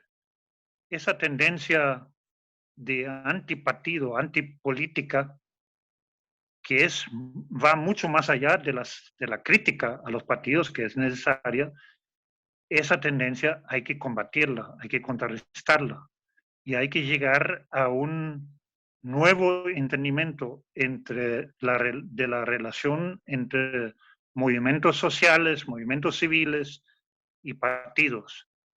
Los partidos tienen que aprender mucho en ese camino, pero también los movimientos sociales y sus protagonistas. Ahí voy a decir también que como ahorita Daniel estaba hablando de 4 iniciativas de formar nuevos partidos, discúlpenme la franqueza, pero me parece una pérdida de tiempo. Este tribunal electoral en esta situación no va a dejar inscribirse a ningún otro partido. Entonces, los que están preocupados por la ausencia de vehículos electorales que son necesarios y que me imagino que por eso están tratando de crear nuevos partidos, mejor sería que se meten a un diálogo con los partidos existentes, cada uno donde haya más afinidad, y ayúdenles a crecer, a consolidarse y a convertirse en vehículos que vamos a necesitar para llegar a las elecciones del 24. Sobre las elecciones hay que decir una cosa, es correcto que hay que tener preocupación de que pueda haber fraude, y seguramente intento de fraude va a haber. Pero esto no nos puede llevar a cometer el mismo error que en muchos países los movimientos de oposición han cometido, en Venezuela y también en Nicaragua, de abandonar la vía, abandonar de antemano por miedo al fraude y a la manipulación, abandonar la vía electoral como la principal y quizás única manera de componer un país, porque muchos otros no hay. Y no hay que pensar en golpes de Estado, no vamos a ir otra vez a la montaña para votar un gobierno. Entonces, nos quedan las elecciones y hay que cuidarlas. Y esto significa también que hay que combatir lo más que se puede todos los intentos de alterar el sistema electoral para cometer fraude, pero no dejar de prepararnos para las elecciones. Tenemos que estar listos todos para el 24 para usar esas elecciones para darle vuelta a la tortilla. Muchísimas gracias. Definitivamente estos foros se ponen cada vez más interesantes y el tiempo vuela. Un comentario o pregunta más de nuestro público para ir cerrando. Nos dice Marcial Vela Ramos, como todos conocemos, José Luis Merino, ante el fallecimiento de Chafik Handal, quedó como secretario general del Partido Comunista en El Salvador. ¿Es él el que está detrás del presidente Bukele generando todos estos cambios en El Salvador, como ha sucedido en Nicaragua, Honduras y Venezuela? Eso es lo que nos preguntan. Adelante. Veo a Paolo Luers, que está pensando muchísimo sobre esta pregunta. Bueno, que está directamente, digamos, Que sea la gran figura que está detrás de esto, no lo creo. Que ha ayudado y siga ayudando a Bukele de una manera totalmente intransparente, manteniendo una pata en el frente y la otra en el otro campo, eso también sí es cierto. El frente va a tener que limpiar su casa ahí. El frente va a tener que realmente pintar una raya y separar a la gente que al mismo tiempo que están dentro del frente están apoyando a Bukele. Y eso es el problema, realmente el gran problema, que el elefante blanco en el frente se llama José Luis Merino. Ellos tienen que deshacerse de él. Pero tampoco, como yo dije, no creo que él sea el mastermind detrás de esto. Le ha ayudado, y por eso es importante, de sacar del cadáver del FMLN una gran cantidad de votos. Y lo más horrible es que no solamente se han llevado votos del frente para crear otra alternativa diferente de la izquierda, sino lo han llevado a un lado extremo que raya con el fascismo. Entonces, la izquierda tiene que recuperar terreno en ese sentido y no lo van a hacer si tienen a Merino y su gente dentro del partido. Muchísimas gracias. Y un último comentario que nos hace Víctor Meléndez. Dice, interesante foro. Soy el presidente del Comité Empresarial Bilateral México-El Salvador del Consejo México de Comercio Exterior, COMCE. Mi origen es salvadoreño, soy empresario en México. Gracias por sus muy buenas participaciones. Muchísimas gracias, señor Meléndez. Interesante que estos salvadoreños líderes estén aquí y estén escuchando estos análisis. Muy bueno esto. Muchísimas gracias por su presencia. Bueno, como ya dijimos, aquí en Ciudad de Panamá son las 8:50, obviamente en sus respectivos lugares de residencia, pues ya es tarde también, así es que vamos ya con la despedida, no sin antes pues darle la palabra a nuestros panelistas para que ellos puedan enviar ese saludo final o ese mensaje final a nuestra gran diáspora en los 5 continentes. Comenzamos por las damas, por Celia Medrano, adelante. Agradezco mucho el espacio y por supuesto no es un espacio para que todos nos pongamos de acuerdo y digamos de que estamos de acuerdo con el otro. Precisamente la calidad del espacio es la que permite decir claramente no estoy de acuerdo y no por eso nos dejaremos de hablar, sino que por el contrario nos encontraremos en nuevos espacios de discusión y debate. Creo que es muy importante plantear de que cada sector, cada grupo va a encontrar la manera de contribuir a un objetivo común y cómo hacerlo para poder empezar un proceso que permita revertir el daño que ya está causado a nuestra democracia, a nuestra institucionalidad democrática y por ende en otros factores que generan migración, que generan mayores inequidades y que generan mayor desilusión de la gente. Creo que tenemos que apostar por la formación política, tanto de los que estamos allá como los que estamos acá, en función de no ser cortoplacistas con respecto a nuestras agendas y por supuesto no depositar en personas como que si tuviesen las soluciones a todo, sino más bien de aprender a construir colectivamente y hacer de eso no nuestra debilidad, sino nuestra fuerza. Muchísimas gracias. Adelante, Paul. Bueno, voy a dar un par de palabras directamente a la esencia del problema con la diáspora o en la diáspora. Nosotros sabemos todos que todos los gobiernos han tratado de manipular a la diáspora con promesas irreales que nunca tuvieron ni la capacidad, pero tampoco la voluntad de cumplirlos. Pero hay que decir una cosa, nunca nadie ha hecho promesas tan mentirosas y tan poco cumplidas y cumplibles como Nayib Bukele. Y ahí yo creo que el problema es que ha tenido mucho éxito con esto. Y así como la diáspora ha sido parte de la creación de este monstruo que tenemos ahorita encima, con apoyo muy fuerte, financiero, organizativo, moral, la diáspora tiene la responsabilidad histórica de hacer lo suyo, no solamente para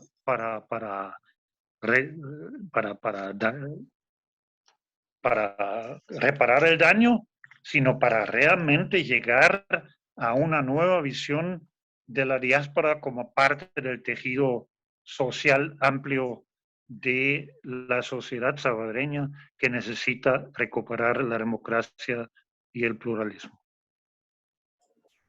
Muchísimas gracias. Y decía hace algún tiempo el cardenal Gregorio Rosa Chávez, esos mismos que nos ayudaron a firmar los acuerdos de paz nos ayudarán a rescatar nuestra democracia.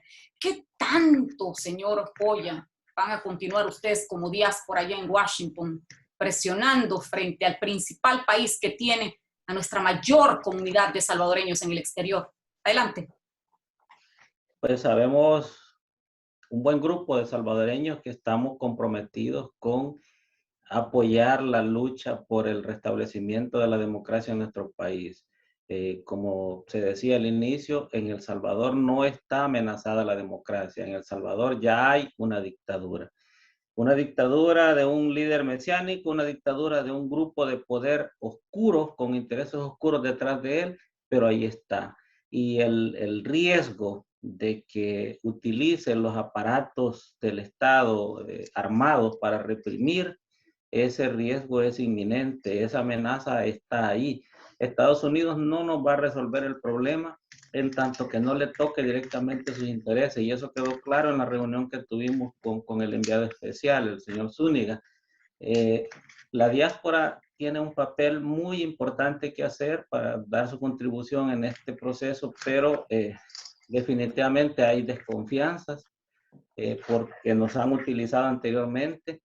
Hay fragmentación porque hay intereses también entre diferentes grupos, y mientras estemos divididos, así como están divididos otros grupos en El Salvador, va a ser más difícil hacer un solo frente.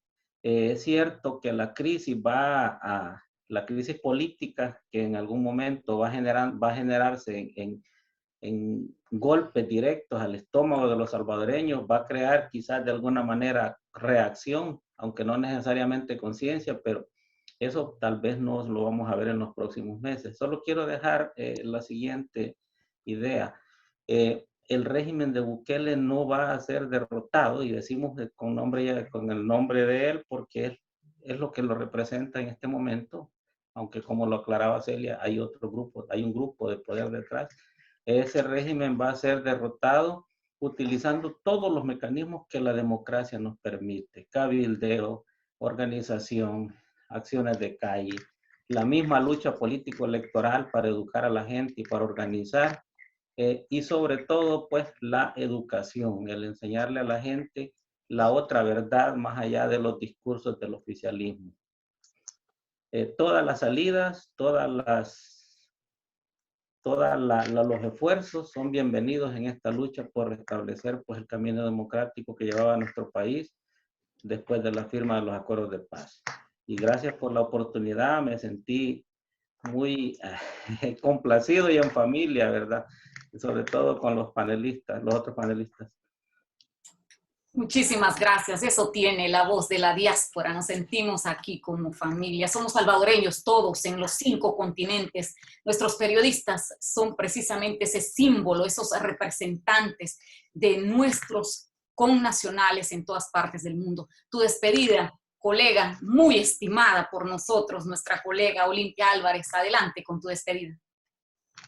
Muchísimas gracias. Bueno, quiero despedirme desde la costa este de los Estados Unidos, agradecerles a nuestros panelistas, a nuestros colegas en los diferentes continentes y a todos aquellos que estuvieron pendientes de la transmisión de este foro internacional a través de esta plataforma. Nada más comentarles que nos sigan en las diferentes redes sociales. Somos La Voz de la Diáspora. Feliz noche.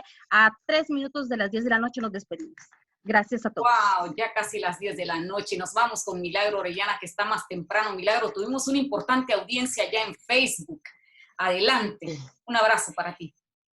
Gracias. Yo me quiero despedir dándole las gracias a todos los panelistas que aceptaron participar en este foro y qué importancia de nuestra audiencia, pero no sin antes darle mis más sinceras felicitaciones de parte de la voz de la diáspora Celia Medrano, que el día de ayer en El Salvador se conmemoró, de acuerdo al decreto 288 emitido en febrero del 2013, que cada 26 de octubre de cada año se celebraría el Día de la Defensora, el Día Nacional del Defensor y la Defensora de Derechos Humanos, especialmente reconociendo a su trabajo y la importancia de los derechos para el desarrollo de los pueblos democráticos. Gracias, Celia, porque necesitamos su voz específicamente en este momento que El Salvador ha entrado a perder todo.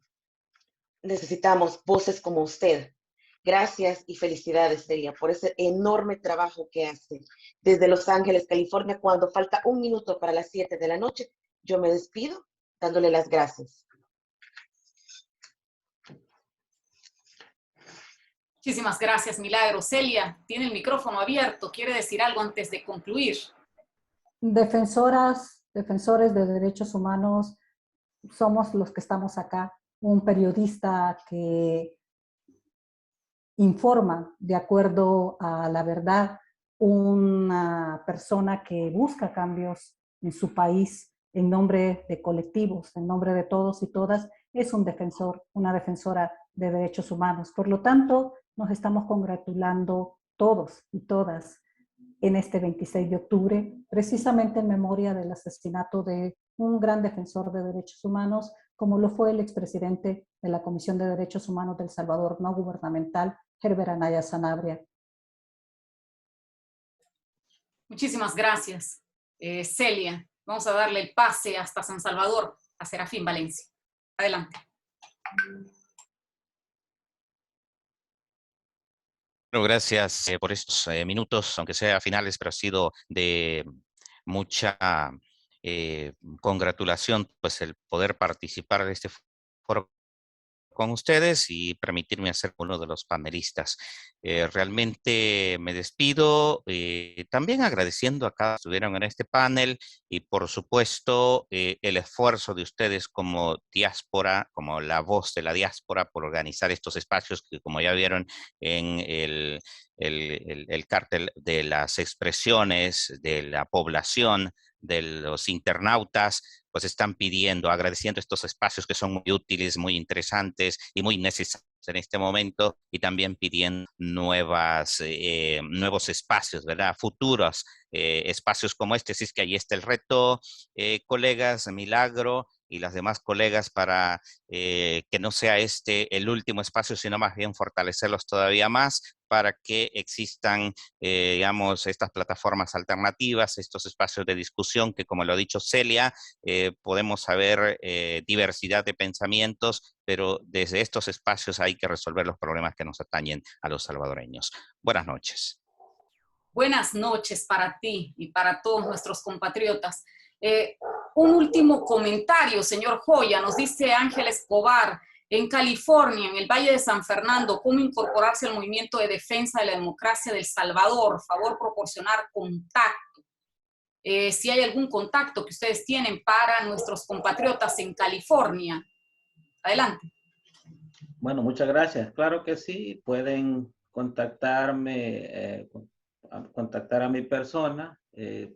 Aparezco con nombre y apellido, Daniel Joya, y yo puedo ponerlos ahí en comunicación con el colectivo que se está trabajando en estos temas. Muchísimas gracias. Bueno, y terminamos agradeciendo a nuestro colega Gesell Tobías hasta en Washington por su participación siempre en estos foros internacionales.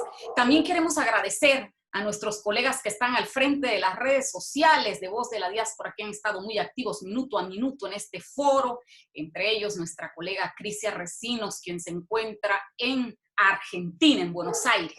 A esta hora ya Argentina está 2 horas más tarde que Panamá. Yo tengo las 9:02. Argentina ya tiene las 11:02. Bueno, muchísimas gracias por su presencia en este foro internacional.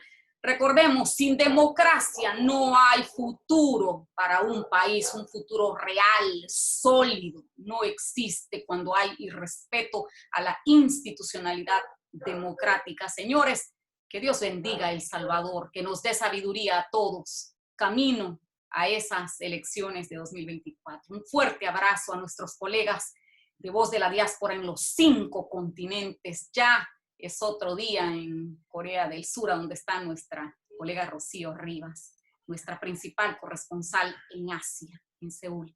Muchísimas gracias. Saludos desde Ciudad de Panamá, desde El Salvador, desde Estados Unidos, en diferentes estados, desde Washington, California y Maryland, donde está nuestra querida Olimpia Álvarez. Muchísimas gracias. Que estén todos muy bien, con muy buena salud principalmente. Hasta una próxima. Chao. Adiós. Buenas noches.